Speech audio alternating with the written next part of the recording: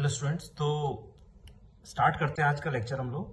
कल हम लोगों ने क्या पढ़ा था? एम्पेरिकल फार्मूला और मॉलिक्यूलर फार्मूला। सिंपल सी डेफिनेशन थी, मैं वापस रिपीट कर रहा हूँ। एम्पेरिकल फार्मूला क्या होता है? एम्पेरिकल फार्मूला का मतलब होता है कि एक कंपाउंड में नंबर ऑफ जो भी एलिमेंट्स हैं उनका सिंपलेस्ट रेशियो अगर लिखा जाएगा तो उसी को क्या कहेंगे हम लोग? एम्पेरिकल फार्मूला बोलेंगे। ठीक है ना बेटा? मैंने 2-3 क्वेश्चन करा दिए थे। एक क्वेश्चन जब कराए थे तो मैंने बताया था कि भाई किसी का एम्पेरिकल फार्मूला निकालना है तो बस सिर्फ देखना क्या होता है कि जो भी कंपाउंड है उस कंपाउंड में कौन कौन से एलिमेंट्स हैं और उनके कितने कितने मोल्स हैं, और फिर उनका क्या ले लिया जाता है? सिंपलेस्ट रेशियो ले लिया जाता है। ठीक है, अब एक दूसरे टाइप का क्वेश्चन हम लोग कर रहे हैं। तो क्वेश्चन है बेटा, 3 gram of an organic compound gives 1.8 gram H2 and 4.4 gram CO2 on complete combustion, predict it's empirical formula. एक क्वेश्चन हम लोग कर रहे हैं कि अब अलग टाइप का क्वेश्चन है ये। इसमें क्या करना है हमें? क्वेश्चन क्या दिया हुआ पहले वो पढ़ लेते हैं। एक ऑर्गेनिक कंपाउंड है। अच्छा, एक पूरी केमिस्ट्री का एक पार्ट है ऑर्गेनिक केमिस्ट्री। उस ऑर्गेनिक केमिस्ट्री में हम लोग कार्बन और उसके कंपाउंड्स के बारे में पढ़ा करेंगे। ठीक है, तो एक ऑर्गेनिक कंपाउंड है, उस ऑर्गेनिक कंपाउंड में कुछ भी हो, मतलब कार्बन का कोई कंपाउंड है।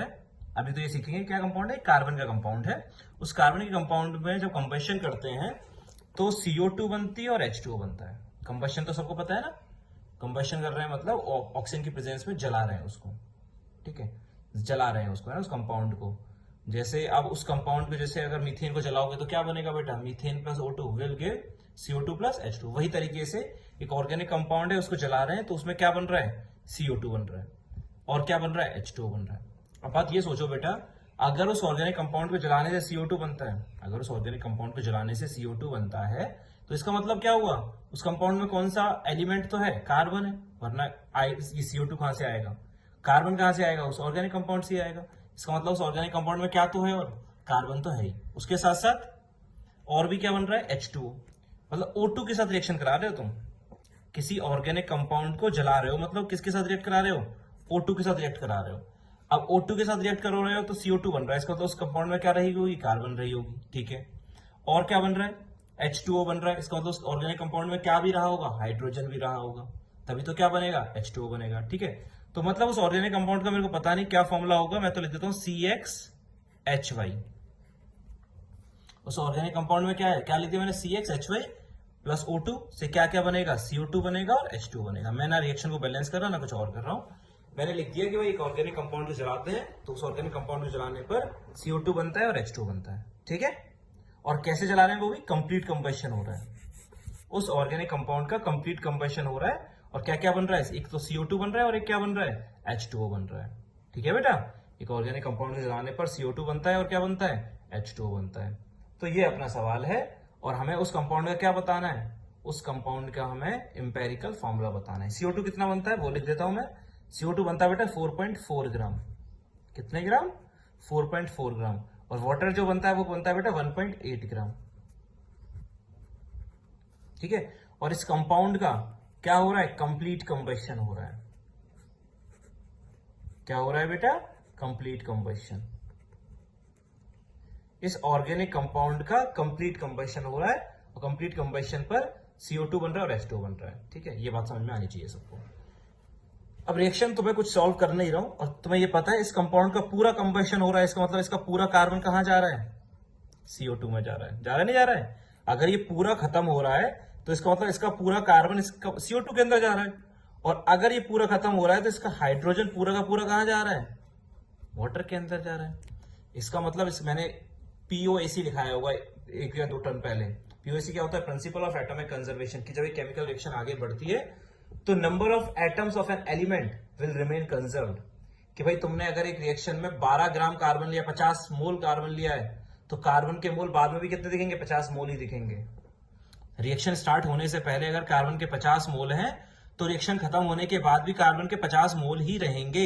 ये नहीं है कार्बन 50 मोल से घट के 40 मोल रह जाएगा, क्योंकि केमिकल रिएक्शन में ना तो किसी एलिमेंट के एटम्स या मोल्स घटेंगे, ना किसी एलिमेंट के एटम्स बढ़ेंगे। एटम्स क्या रहते हैं? हमेशा कंजर्व रहते हैं। मतलब दूसरे तरीके से बोले कि अगर मान लिया एक केमिकल रिएक्शन में कार्बन पहले 10 ग्राम है तो रिएक्शन खत्म होने के बाद कार्बन देखोगे तो 10 ग्राम ही रहेगा। पहले 10 ग्राम तो बाद में भी रहेगा, क्योंकि कंजर्व रहता है। बस होता क्या? रीअरेंजमेंट होता है केमिकल रिएक्शन में।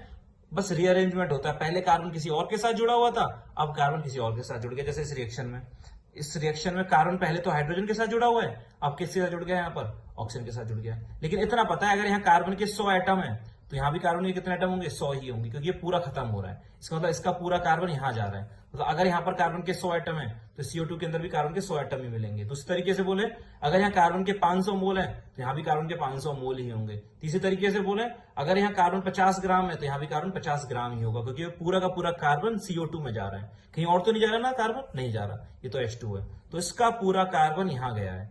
क्यों गया? क्योंकि कंप्लीट कंबशन हो रहा है, मतलब पूरी रिएक्शन खत्म हो रही है, मतलब ये पूरा खत्म हो रहा है। अगर बेटा ये पूरा खत्म नहीं होता तो अगर ये 50 मोल कार्बन यहाँ पर है और ये खत्म नहीं हो रहा तो यहाँ 50 मोल कार्बन बनेगा नहीं। क्यों? क्योंकि बेटा यहाँ तो कुछ बच जाएगा ना। मान लिया 50 मोल है, हो सकता है 40 मोल ही बने यहाँ पर कार्बन। क्यों? क्योंकि 10 बच जाए। टोटल कितना रहेगा? कार्बन पहले जितना था किसी भी स्टेज पर देखोगे कार्बन उतना ही रहेगा। अगर यहाँ कार्बन 50 मोल है और ये पूरा खत्म हो रहा है तो खत्म होने के बाद ये भी 50 मोल बनेंगे, इसमें भी कार्बन के। क्लियर होनी चाहिए बात ये सब, ठीक है? ये बात तुम्हें अच्छे से समझ में आनी चाहिए कि मैं क्या कहना चाह रहा हूं। ठीक, आगे बढ़ते हैं, सवाल करते हैं। तो इसका ये जो ऑर्गेनिक कंपाउंड है उसका पूरा कार्बन CO2 में जा रहा है और इसका पूरा हाइड्रोजन H2O में जा रहा है। इतना क्लियर है। मतलब यहाँ कार्बन अगर 50 मोल आया तो यहाँ भी कार्बन के 50 मोल ही होंगे। हम क्यों बोल रहे हैं कि यहाँ के मोल, यहाँ पर कार्बन के मोल और यहाँ पर कार्बन के मोल बराबर होंगे? क्योंकि ये पूरा का पूरा क्या हो रहा है, खत्म हो रहा है। और ये पूरा खत्म हो रहा है तो इसका पूरा कार्बन यहाँ जा रहा है। इसका मतलब यहाँ कार्बन 50 मोल है तो यहाँ भी 50 मोल ही होगा। क्लियर है बात? ये समझ में आनी चाहिए। एक एलिमेंट के नंबर ऑफ एटम्स या नंबर ऑफ मोल्स की बात की जाए, एक एलिमेंट के, मतलब यहाँ पर अगर हाइड्रोजन 40 मोल है तो रिएक्शन खत्म होने के बाद भी देखोगे तो हाइड्रोजन के 40 मोल ही तुम्हें दिखेंगे। अगर रिएक्शन स्टार्ट होने से पहले हाइड्रोजन के 40 मोल है तो रिएक्शन खत्म होने के बाद भी हाइड्रोजन के 40 मोल ही दिखेंगे। ये बात समझ में आनी चाहिए तुमको। ठीक है, चलो फिर आगे बढ़ते हैं। अच्छा, तुम्हें बता रखा है ना CO2 कितना बन रहा है बेटा? 4.4 ग्राम। तो मैं लिख रहा हूं बेटा, अगर CO2 का मास पता है तो सबसे पहला काम होगा मोल्स निकालना। तो number of moles of CO2, number of moles of CO2 कितने आ जाएंगे? 4.4 डिवाइड बाय 44। कितने मोल्स आ गए बेटा? 0.1 मोल्स आ गए। अगर यहां पर कार्बन के CO2 के 4.4 ग्राम है, सबसे पहला काम तो होता है मोल से करते हैं हम लोग। मोल्स निकाल लिया बेटा, कितने मोल्स? 0.1 मोल्स आ गए। ये मोल्स किसके हैं बेटा? CO2 के। अब मैं मोल्स लिखूंगा कार्बन के। Number of mole of carbon, number of mole of carbon कितने आएंगे बेटा? फॉर्मूले को ध्यान से देखो। एक CO2 में कितने कार्बन? एक CO2 में एक कार्बन, एक CO2 में एक कार्बन। तो अगर CO2 के 0.1 मोल है तो कार्बन के भी कितने मोल होंगे? 0.1 ही होंगे। अगर CO2 के 0.1 मोल है तो कार्बन के भी कितने मोल होंगे बेटा? 0.1 मोल ही होंगे। क्यों? क्योंकि एक CO2 में एक कार्बन, तो 0.1 मोल CO2 में 0.1 मोल कार्बन। तो मैंने एक काम तो क्या निकाल लिया? कार्बन के मोल्स निकाल लिए। बेटा मैं मोल पे के पीछे क्यों पढ़ रहा हूं? तुम्हें सबको पता ही है, पिछले सवाल भी मैंने कराए थे। मैं मोल के पीछे इसलिए पढ़ रहा हूं इस एम्पेरिकल फॉर्मूला में भी, क्योंकि मैंने अभी क्या बताया था तुम्हें, जिस भी कंपाउंड का एम्पेरिकल फॉर्मूला निकालना हो तो पहले तो ये देखा करो उस कंपाउंड में कौन कौन से एलिमेंट प्रेजेंट है। तो हमने पता लगा लिया उसमें पहले तो कौन प्रेजेंट है? कार्बन। ठीक है, और फिर क्या पता लगाया करो? उस एलिमेंट के कितने मोल्स हैं। तो हमने ये भी पता लगा लिया कितने मोल्स हैं? 0.1 है। अच्छा, लेकिन ये तो बेटा मोल CO2 के अंदर आए थे, मतलब यहां पर CO2 के अंदर कार्बन कितने मोल है? 0.1 मोल है।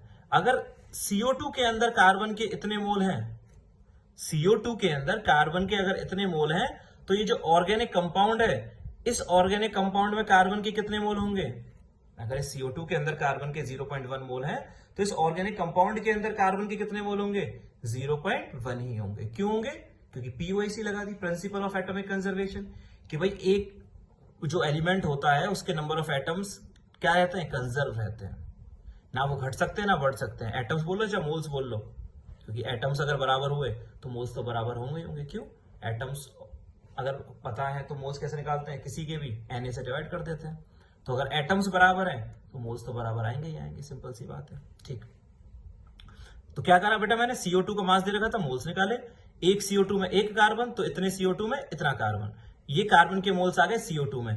अगर CO2 में कार्बन के इतने मोल हैं और CO2 में कार्बन आया कहां से है, पूरा का पूरा यहीं से आया है। इसका मतलब CO2 में अगर कार्बन इतना है तो इस ऑर्गेनिक कंपाउंड के अंदर भी कार्बन इतना ही होगा। तो मतलब मैंने यहाँ पर कार्बन के मोल्स निकाल लिए। ठीक है, कार्बन के मोल्स निकाल लिए। मैं यहीं पर इस कार्बन का मास और लिख देता हूं, अगर जरूरत पड़ेगी बाद में तो काम आ जाएगा। Mass of carbon. अच्छा बताओ बेटा, मोल्स पता होते तो मास कैसे निकालते हैं? गिवन मोल्स अगर पता हो तो मास कैसे निकालते हैं? एटॉमिक मास से मल्टीप्लाई कर दो। 12 होता है कार्बन का, तो कितने ग्राम आ गया बेटा? 1.2 ग्राम आ गया। कार्बन का मास कितना आ गया बेटा? 1.2 ग्राम। आया नहीं आया? कार्बन के मोल्स है 0.1, तो मास कितना आ गया? 0.1 इंटू 12 यानी 1.2 ग्राम कार्बन का मास आ गया। अगर जरूरत पड़ेगी तो काम में ले लेंगे। ठीक है, अच्छा सिमिलरली अगर CO2 के मोल्स निकाल लिए, उसी तरीके से किसके मोल्स निकाल लेंगे? अगला काम क्या होगा? वाटर के मोल्स निकालना, क्योंकि मास गिवन है। तो अगला काम होगा अपना वाटर के मोल्स निकालना। किसके मोल्स निकालना? वाटर के। Number of moles of H2O कितना? गिवन मास कितना था? 1.8 डिवाइड बाई कितना? 18। मॉलिक्यूलर वेट होता है वाटर का 18, तो कितने मोल्स आ गए बेटा? 0.1 मोल्स आ गए। कितने मोल्स आ गए बेटा? 0.1 मोल आ गए। ये किसके मोल्स आ गए बेटा? वाटर के। अब ध्यान से देखो, एक H2O में कितने H? एक H2O में 2 H। तो अब हम निकालेंगे हाइड्रोजन के moles. Number of moles of hydrogen. हाँ जी बताओ, अगर वाटर के 0.1 मोल है तो H हाइड्रोजन यानी H के कितने मोल होंगे? एक H2O में 2 H। एक H2O में 2 H, तो 0.1 H2O में कितने H? 0.2 H। ठीक है, तो मैंने किसके मोल्स भी निकाल लिए बेटा? हाइड्रोजन के मोल्स भी निकाल लिए। कितने? हाँ जी, मैंने क्या करा? वाटर के मोल्स निकाले, और एक H2O के मॉलिक्यूल में 2 हाइड्रोजन है। एक H2O में 2 H, एक H2O में 2 H, तो 0.1 मोल H2O में 0.2 मोल H। ठीक है, तो यहां से क्या आ गया था बेटा? यहां से आ गया था कार्बन के मोल, और यहां से आ गया बेटा हाइड्रोजन के मोल। और हमारा काम क्या था? कार्बन और हाइड्रोजन के मोल्स ही तो निकालना था। कार्बन के कितने आए हैं बेटा? 0.1 मोल, और हाइड्रोजन के कितने आए हैं बेटा? 0.2 मोल। तो इसका मतलब 0.1 और 0.2 सिंपलेस्ट रेशियो क्या होगा बेटा? उसके कार्बन के हैं 0.1, हाइड्रोजन के हैं 0.2। सिंपलेस्ट रेशियो ही तो निकालना होता है एम्पिरिकल फॉर्मूला के लिए। तो क्या बन जाएगा बेटा? CH2। क्या बन जाएगा? CH2। कार्बन के 0.1, हाइड्रोजन के 0.2 किस रेशियो में कटेंगे? 1:2 में। तो मॉलिक्यूलर एम्पिरिकल फॉर्मूला क्या हो जाएगा? CH2। लेकिन ये अभी सही नहीं आया है। क्यों सही नहीं आया? अच्छा, ये आंसर सही होता अगर यहां ऑर्गेनिक कंपाउंड की जगह दिया होता हाइड्रोकार्बन। क्या दिया गया होता? हाइड्रोकार्बन। सुना भी होगा 10th क्लास के अंदर, एक चैप्टर था तुम्हारा कार्बन एंड इट्स कंपाउंड्स। ठीक है, हाइड्रोकार्बन क्या होता है? ऐसा कंपाउंड जो हाइड्रोजन और कार्बन से बना हो।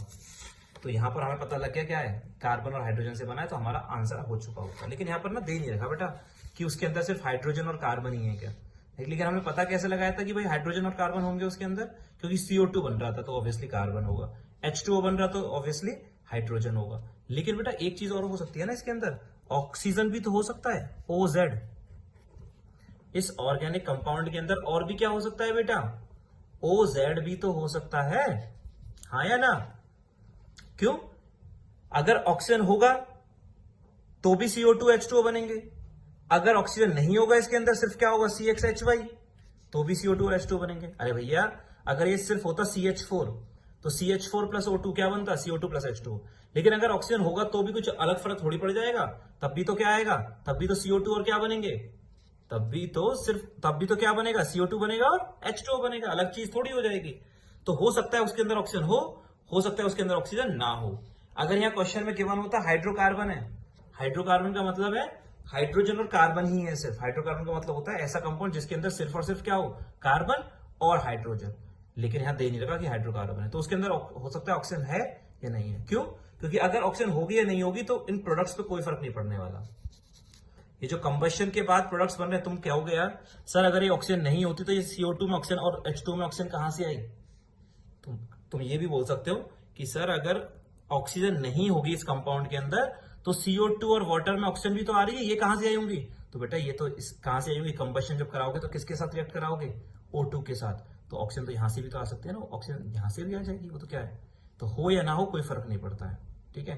तब भी यही बनेगा, दोनों बनेंगे, अगर ऑक्सीजन होगा तब भी ये दोनों बनेंगे, नहीं होगा तब भी ये दोनों बनेंगे। तो फिर कैसे पता लगाएंगे इस सवाल में कि भाई ऑक्सीजन है या नहीं है, वो हमें चेक करना है। हो सकता है उसके अंदर ऑक्सीजन हो भी, हो सकता है उसके अंदर ऑक्सीजन ना भी हो, चेक कर लेते हैं। तो ये तो फॉर्मूला अभी गलत लिख देता हूं मैं, अभी मैं चेक करूंगा पहले कि ऑक्सीजन है या नहीं है। ये क्या निकल गया बेटा, हाइड्रोजन के मोल्स निकल गए, तो मैं निकालूंगा मास ऑफ हाइड्रोजन, हाइड्रोजन का मास निकालूंगा। अच्छा ये बताओ बेटा, ये जो हाइड्रोजन के मोल्स निकले 0.2 वो किसके अंदर निकले हैं, H2O के अंदर निकले हैं। लेकिन इस ऑर्गेनिक कंपाउंड के अंदर भी हाइड्रोजन इतना ही होगा क्या, हाँ, क्यों, POAC, क्योंकि इसका पूरा हाइड्रोजन यहीं तो गया होगा। क्या कहीं और जाने वाला है इसका हाइड्रोजन, इसका हाइड्रोजन कहीं और जाएगा H2O के अलावा, नहीं जाएगा, इसका पूरा हाइड्रोजन H2O में जाएगा। मतलब यहां जितना हाइड्रोजन होगा यहां उतना ही रहा होगा। ये बचा भी तो नहीं है ना, ये तो नहीं है कि भाई यहाँ हाइड्रोजन 50 मोल है और यहाँ 100 मोल भी हो सकता है, नहीं, क्योंकि ये पूरा खत्म हो रहा है, कंप्लीट कंबशन हो रहा है। तो अगर यहाँ 100 मोल है तो यहाँ 100 बनेगा हाइड्रोजन, यहाँ अगर 500 मोल है हाइड्रोजन के और खत्म हो रहा है तो यहाँ 500 मोल बनेंगे हाइड्रोजन के। तो ये जो हाइड्रोजन के मोल आए वो उतने ही होंगे। तो हाइड्रोजन का मास कितना आ गया बेटा, moles into atomic weight, atomic weight कितना होता है हाइड्रोजन का 1 होता है, तो कितना आ गया बेटा, ये 0.2 ग्राम। हाइड्रोजन का मास कितना आ गया बेटा, 0.2 ग्राम। तो कार्बन का मास आ गया और हाइड्रोजन का मास आ गया। कार्बन का मास कितना आया था मैं पहले निकाल चुका हूं, कितने ग्राम, कार्बन का मास आया था 1.2 ग्राम। कार्बन का मास है, कार्बन का मास कितना है बेटा, 1.2 ग्राम मेरा, और हाइड्रोजन का मास कितना आ गया बेटा, 0.2 ग्राम। उस कंपाउंड में कार्बन भी है, उस कंपाउंड में हाइड्रोजन भी है, कार्बन इतने ग्राम है, हाइड्रोजन इतने ग्राम है, therefore mass of carbon plus hydrogen कितना हो गया बेटा, कार्बन का है 1.2 ग्राम, हाइड्रोजन का 0.2 ग्राम, तो कितने ग्राम हो गया बेटा, 1.4 ग्राम। कितना हो गया, 1.4 ग्राम। लेकिन वो ऑर्गेनिक कंपाउंड कितने ग्राम दिया हुआ था, 3 ग्राम दिया हुआ था। ऑर्गेनिक कंपाउंड दिया हुआ था 3 ग्राम, और उसमें कार्बन और हाइड्रोजन मिलके कितने ग्राम है, 1.4 ग्राम। कंपाउंड का वेट है 3 ग्राम और कार्बन और हाइड्रोजन का मिला के वेट कितना है, 1.4 ग्राम। अब बताओ क्या उस ऑर्गेनिक कंपाउंड में ऑक्सीजन रही होगी या नहीं रही होगी, क्या उस ऑर्गेनिक कंपाउंड में ऑक्सीजन रही होगी या नहीं रही होगी, रही होगी। क्यों, क्योंकि तभी तो टोटल वेट 3 ग्राम आएगा। अगर इन दोनों का मिला के, अगर कार्बन और हाइड्रोजन, कार्बन और हाइड्रोजन का मिला के वेट अगर कितना आ जाता, अगर कार्बन और हाइड्रोजन का मिला के 3 ग्राम आ जाता, तो इसका मतलब उसमें ऑक्सीजन नहीं होती। तो ये चेक करना पड़ेगा कि उसमें ऑक्सीजन है या नहीं है। अगर टोटल वेट इन दोनों का मिला के ही 3 ग्राम आ जाता तो ऑक्सीजन नहीं होती, तो सिर्फ कार्बन होता, हाइड्रोजन होता, कार्बन के 0.1, हाइड्रोजन के 0.2, रेशियो 1:2, एम्पेरिकल फॉर्मूला क्या हो जाता, CH2 हो जाता है। लेकिन ऐसा नहीं है। देयरफॉर मास ऑफ ऑक्सीजन कितना आएगा बेटा, क्लियर है, ऑक्सीजन है या नहीं है उसके अंदर, है, ऑक्सीजन है, क्योंकि टोटल वेट है 3 ग्राम और कार्बन और हाइड्रोजन का मिला के कितना है, 1.4 ग्राम। इसका मतलब उसमें ऑक्सीजन है, कितने ग्राम, 3 माइनस 1.4 ग्राम, यानी कितने ग्राम, 1.6 ग्राम। उस ऑर्गेनिक कंपाउंड के अंदर ऑक्सीजन है कितने ग्राम, 1.6 ग्राम, क्योंकि टोटल है 3 ग्राम, दोनों का कार्बन और हाइड्रोजन का मिला के है 1.4 ग्राम। इसका मतलब ऑक्सीजन कितने ग्राम है उसके अंदर, 1.6 ग्राम। मास से काम चलेगा नहीं, हमें ऑक्सीजन के मोल्स निकालने पड़ेंगे। Number of moles of oxygen कितने आ जाएंगे, 1.6 ग्राम अपॉन एटॉमिक वेट होता है 16, मास अपॉन एटॉमिक मास, तो कितना आ गया बेटा, ये 1.6 है ना, तो आ गया 0.1 मोल्स। कितने आ गए, तो ऑक्सीजन के मोल्स भी आ गए बेटा, ठीक है। तो मैं अब लिख देता हूं, कार्बन के कितने मोल आए थे, 0.1 मोल आए थे, पहले लिख चुका हूं। हाइड्रोजन के कितने मोल आए थे, कार्बन के आए थे 0.1, हाइड्रोजन के आए हैं 0.2, और ऑक्सीजन के कितने आए हैं बेटा, ऑक्सीजन के आए हैं 0.1 मोल, ठीक है। कार्बन हाइड्रोजन ऑक्सीजन के मोल आ गए। सिंपलेस्ट रेशियो बताओ, 0.1 0.2 0.1, सिंपलेस्ट रेशियो क्या होगा, 1:2:1। Therefore empirical formula is equal to carbon के 1 मोल, हाइड्रोजन के 2 मोल, ऑक्सीजन का 1 मोल। तो एम्पेरिकल फॉर्मूला क्या हो जाएगा, CH2O। ये अपना आंसर हो गया। समझ में आया? कार्बन के 0.1 मोल, हाइड्रोजन के 0.2 मोल, ऑक्सीजन के 0.1 मोल, रेशियो इज 1:2:1। तो एम्पेरिकल फॉर्मूला क्या हो गया? C1H2O1, 1 को लिखते नहीं है इसलिए CH2 हो गया। क्लियर है? अगर कार्बन और हाइड्रोजन का मिला के ही मास, दोनों का मिला के ही 3 ग्राम आ जाता, इसका मतलब उसमें ऑक्सीजन नहीं होती, सिर्फ कार्बन होता 0.1, हाइड्रोजन होता 0.2, रेशियो हो जाता 1:2, फॉर्मूला हो जाता CH2O नहीं होता, लेकिन यहां पर ऑक्सीजन है। ठीक है, एक क्वेश्चन और कराऊंगा और क्लियर होगा। ठीक है बेटा, थैंक यू।